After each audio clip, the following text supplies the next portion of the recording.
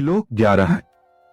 शुचौ देशे प्रतिष्ठाप्य स्थिरमासन्मात्मनः नात्युच्छ्रित नातिनीचन चैलाजिन कुशोत्तरम। ध्यान योग का आसन। शुद्ध साफ सुथरी भूमि पर पवित्र दर्भ घास, उसके ऊपर काले हिरण की रोएंदार खाल और फिर उस पर शुद्ध साफ वस्त्र बिछा करके बनाया हुआ आसन, जो न तो अत्यधिक ऊंचा हो और न ज्यादा नीचा ही हो। सामान्य स्थिति। इस प्रकार के आसन पर अपने आप को दृढ़ रूप से स्थापित करें, विराजमान होवें। श्लोक 12। तत्रैकाग्रं मनः कृत्वा यच्चित्तेन्द्रिय क्रिया उपविश्यासने युञ्ज्याद्योगमात्म विशुद्धे। ध्यान योग विधि।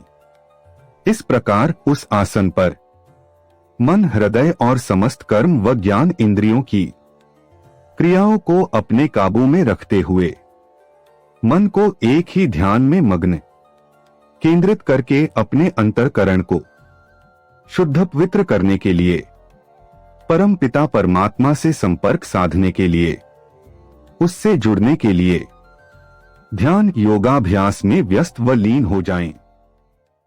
श्लोक 13। समकायशिरो ग्रीवन धार्यन नचलन स्थिरः संप्रेक्ष्य नासिकाग्रं स्वं दिशश्चान्वलोक्यन्। ध्यान योग में शरीर की स्थिति। ध्यान योगाभ्यास में व्यस्त व लीन होने की सही अवस्था के लिए अपनी काया, सिर और गला, गर्दन और ऊपर का भाग एकदम समतल, एक समान आधार पर बिना हिले डुले दृढ़ रूप से अपने आप को स्थिर व नियंत्रण में करते हुए और फिर अपनी दृष्टि दोनों निगाहों को एक बिंदु पर नाक के अगले छोर पर जमा करके निगाहों को किसी अन्य दिशाओं की तरफ न जाने देते हुए ध्यानमग्न रहें। श्लोक 14। प्रशांतात्मा विगत भीर ब्रह्मचारिवर्ते स्थितः मनः संयमय मच्चित्तो युक्त आसीत मत्परः।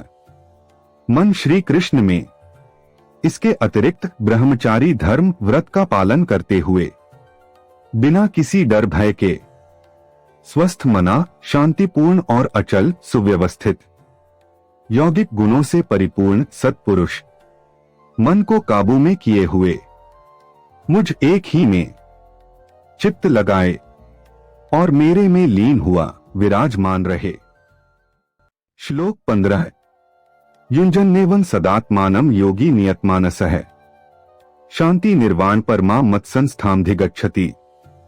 मन से पैदा हो रही इच्छा व कल्पनाओं को काबू किए हुए योगी सत्पुरुष ठीक इसी तरह अपने आप को सदैव ध्यान योग साधना से, शुद्ध और उचित आचरण से जीवन से मुक्ति प्राप्ति के लिए मेरे परायण ध्यान में लगा हुआ मांगलिकता, सौभाग्य, परमानंद को प्राप्त होता है।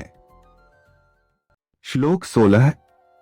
नात्यश्नुतस्तु योगोस्ति न चैकान्तमश्नुतः न चाति स्वप्नशीलस्य जागृतो नैव चार्जुन। ध्यान योग के योग्य पुरुष, हे वीर अर्जुन, यह योग साधना रूपी जो साधन है वह न अत्याधिक भोजन खाने वालों के वास्ते हैं और न बिल्कुल ही भोजन न करने वालों का, और न यह अशांत, आलसी व ऊँघने वालों का, तथा न उनका ही है जो सदैव जागते ही रहते हैं। श्लोक 17। युक्ताहार विहारस्य युक्त चेष्टस्य कर्मसु युक्त स्वप्नावबोधस्य योगो भवति दुःखा। समस्त दुखों का नाश करने वाला ध्यान योग तो नियमित रहन सहन, सुव्यवस्थित दिनचर्या व आचरण वालों का है। नैतिक, कर्तव्य, धार्मिक व उत्तरदायित्वपूर्ण कर्मों के प्रति लग्न व निष्ठा रखने वालों का तथा उचित रूप से सोने जागने, पूरी तरह से अपने लक्ष्य के प्रति जागरूक रहने वालों का ही कामयाब होता है। श्लोक 18। यदा विनेतन चित्तमात्मन्येवावतिष्ठते निःस्पृहः सर्वकामेभ्यो युक्त इत्युच्यते तदा। पूरी तरह से नियंत्रित चित्त हृदय जिस समय के लिए अपने आप में परमात्मा ही में ठीक तरह से जुड़ा हुआ है, स्थापित है। उस समय के लिए समस्त काम भोगों से अलगा, अरुचि रखने वाला सत्पुरुष ध्यान योग में निपुण कहलाता है। श्लोक 19। यथा दीपो निवातस्थो नेंगते सोपमा स्मृता योगिनो यच्चित्तस्य युञ्जतो योगमात्मनः। अपने आप को बाहरी लगाव रूपी झोंकों से बचाना, जैसा कि उदाहरण स्वरूप वायु रहित स्थान में तटस्थ दीपक की लौ चंचल डोलती नहीं है, बाहरी हवा के झोंकों से सुरक्षित है, ठीक वैसी ही समरूपता समानता उस ध्यान योगी की कही गई है, जो सब ओर से मन को हटा करके वश में किए हुए बिल्कुल शांत धीर अचल अटल अपने आप में श्री भगवान के ध्यान योग में व्यस्त लीन है। श्लोक 20। यत्रोपरमते चित्तं निरुद्धं योगसेव्या यत्र चैवात्मनात्मान पश्यन्नात्मनि तुष्यति। जहां योग के प्रभाव वह अभ्यास से थामा हुआ, नियंत्रित किया हुआ सांसारिक विषय सुखों भोगों से विरक्त चित्त हृदय उनसे अलग हो जाता है, उनको त्याग देता है, तो ठीक उसी समय वह आत्मा सूक्ष्म बुद्धि बल से अपने परम पिता परमेश्वर को अपने ही भीतर प्रत्यक्ष ज्ञान अवलोकन करने से संतुष्ट हो जाता है।